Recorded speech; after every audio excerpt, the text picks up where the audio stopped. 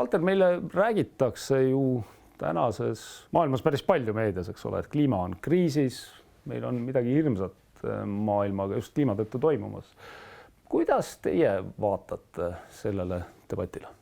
Hetkel ei ole mingit kriisi, aga on võimalik muidugi ette kujutada hulk põhjuseid, et miks idee nagu niimoodi püsivalt õhus on ja miks inimesed sellest lahti ei lase, et kui me kujutaksime ette, et me tänasest kliimast üleöö läheksime järsku üle sellesse kliimasse, mis saab olema, ütleme, 200 aasta pärast, kui kliima on soojenenud, ütleme, 5 kraadi näiteks, siis see oleks muidugi üsna järsk üleminek ja siis võiks tõesti öelda, et on kriis, kuna mõnes kohas kliima on selleks ajaks võib-olla muutunud oluliselt ja veetase on tõusnud ja jääkate on vähenenud ja on mingeid olulisi muutuseid toimunud.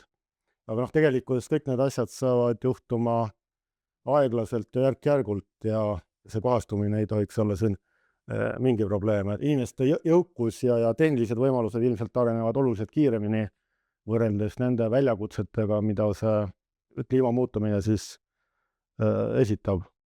Vaata täispikka intervjuud vabadused.ee-st.